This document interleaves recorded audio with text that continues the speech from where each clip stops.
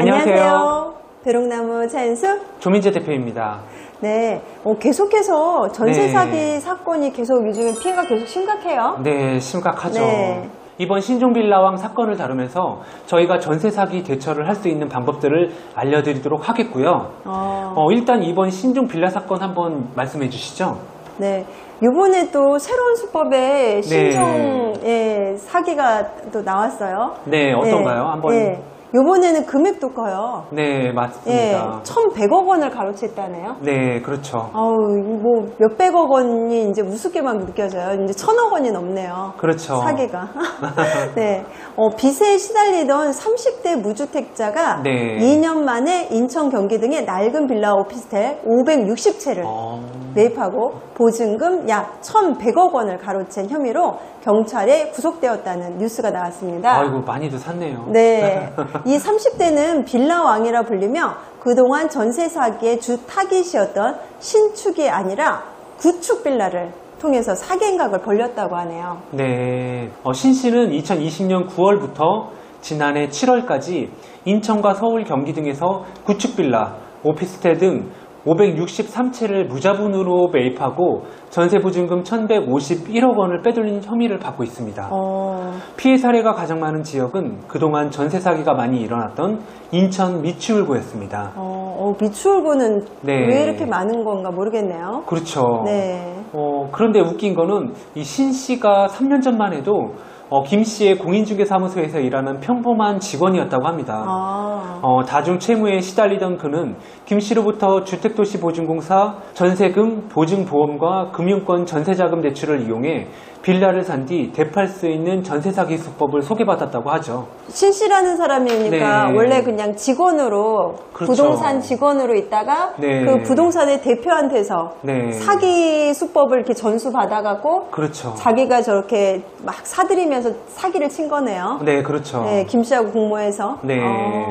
근데 신 씨의 수법은 다른 빌라왕들하고는 조금 다르던 것 같아요. 네, 그렇죠. 보통은 신축을 사잖아요. 네. 주변 시세가 잘 안 알려져 있는 신축을 사서 네. 그거에다가 이제 전세를 비싸게 넣는 방식인데 이번에는 구축을 이용했더라고요. 네. 새로 지어진 빌라의 시세가 불명확한 점을 적극 활용한 기존 전세 사기범들하고는 달리 구축 빌라와 오피스텔로 세입자를 모았다고 하네요. 네. 사기 수법이 조금 더 복잡했는데요. 당시 사회 문제가 된 신축 빌라의 전세 사기 의심을 피할 수 있다는 점을 파고들었다고 합니다. 네. 이 신 씨는 공범인 부동산 컨설팅 업자로부터 잘 팔리지 않는 시세 2억에서 2억 3천만 원 수준의 소규모 빌라를 소개받았고요. 예를 들어 2억 3천만 원짜리 빌라는 컨설팅 업자들의 빌라 주인에게 2억 원에 사겠다고 제안했습니다. 동시에 다른 공인중개사는 세입자를 모집했고요. 그러면은 공인중개사는 집을 구하는 세입자에게 이 빌라는 시세가 원래 네. 2억 3천만 원이에요. 네. 근데 2억 2천만 원에 전세로 들어오기 때문에 전혀 문제가 안 됩니다. 네. 뭐 이런 식으로 이야기했다고 하네요. 그렇죠. 네. 경찰 관계자는 세입자 입장에서는 과거에 이제 실제 거래 사례가 2억 3천으로 나와 네. 있으니까 이거를 뭐 사기라고 의심하지 못했다고 하고요. 네, 이들은 금융권에서 매매가의 90%까지 전세 자금을 빌려준다며 세입자를 또 설득했다고 합니다. 네.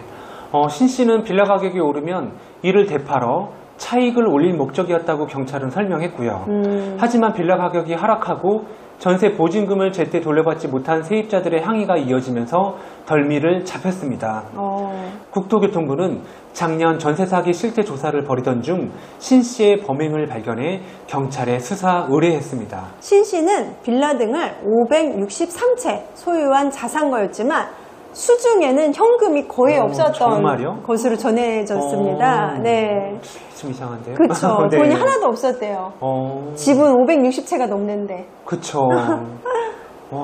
그가 사는 집 역시 보증금 2천만 원에 월세 50만 원의 아파트였다고 하고요. 네. 개인 채무도 많은 상태였다고 합니다. 세금 체납액이 무려 네. 13억 5천만 원에 달했다고 합니다. 네, 조금 의외의 얘기인데요. 그죠? 네. 신 씨는 경찰 네. 조사 과정에서 행위 자체는 인정하지만 보증금을 돌려주지 않을 목적은 아니었다고 했다고 하네요. 네, 저희가 이렇게 길게 이런 얘기를 하는 거는 이런 사례가 있기 때문에 이런 방법으로 접근하시는 분들을 조심해 달라는 의미에서 좀 길게 설명을 했고요. 네, 맞아요. 네. 이전에는 사실 신축 아파트에 이제 전세를 네. 비싸게 넣는 방식으로 사기를 했는데 네. 이렇게 구축의 빌라나 네. 오피스텔도 조금 저렴하게 컨설팅 업자를 통해서 구입한 다음에 네. 전세를 넣는 방식으로 이렇게 네. 하는 경우도 있다는 거 알아두셔야 되겠습니다. 네, 전세 사기도 점점 진흥화되는 것 같습니다. 맞아요. 네. 대전에서도 전세 사기 사건으로 저희가 그 피해자들을 만났었는데요. 맞아요. 조금이나마 도움이 되기 위해서 그 만난 피해자들이 대부분 사회 초년생들이라서 너무 안타까웠습니다. 글쎄 말이에요. 마음이 너무 안 좋더라고요. 네, 그렇죠. 그래서 일선에 일하고 있는 저희 배롱나무가 전세 사기를 예방할 수 있는 방법을 알려드리도록 하겠습니다. 일단 등기사항 전부증명서를 통해서 근저당, 즉 대출을 확인하셔야 합니다. 네. 무리한 대출이 있다면 해당 물건의 전세로 들어가시면 안 됩니다. 그렇죠. 네, 계산 방법은 뒤에서 자세히 알려드리겠습니다. 다음으로는 선순위 보증금을 확인해야 하는데요. 가장 많은 전세 사기 수법 중 하나인 올 전세로 세입자를 두는 방법으로 선순위 보증금 확인이 어렵다는 점을 이용하기 때문에 조금은 번거롭지만 임대인을 통한 선순위 보증금을 정확히 확인하고 계약하셔야 합니다. 네, 그리고 무엇보다도 그렇죠. 보증보험이 가입이 안 되는 물건은 절대로 전세 들어가지 않으시는 게 좋겠습니다. 그렇죠. 예. 그럼 보증보험 되는 거에 대해서 계산법 좀 설명해 주시겠어요? 네, 일단 아파트나 빌라 기준으로 말씀드릴 건데요. 공동주택 가격 곱하기 140 곱하기 92 이 근저당, 즉 대출 금액 플러스 선순위 보증금보다 커야 됩니다. 네, 그리고 그 다음으로는 공동주택 가격 곱하기 140 곱하기 90 곱하기 60%가 이 근저당보다 당연히 커야 되고요.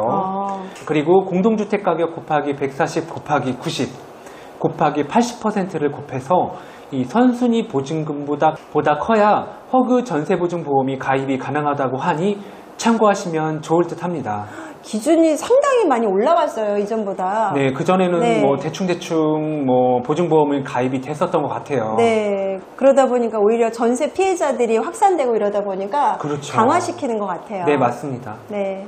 마지막으로 전세 사기로 인해 피해를 입은 경우에는 즉시 경찰에 신고를 하시고요. 법률 전문가의 도움을 받는 것이 중요합니다. 이를 통해 피해를 최소화하고 전세금을 돌려받을 수 있는 가능성을 높이시기 바랍니다. 또한 빚쟁이가 560채를 보유하는 것은 불법적인 행위일 가능성이 높습니다. 이러한 행위는 부동산 시장의 안정성을 해치고 세입자들에게 큰 피해를 줄 수 있습니다. 따라서 정부는 이러한 불법적인 행위를 적극적으로 확인하고 단속하고 처벌을 해주시기 바랍니다.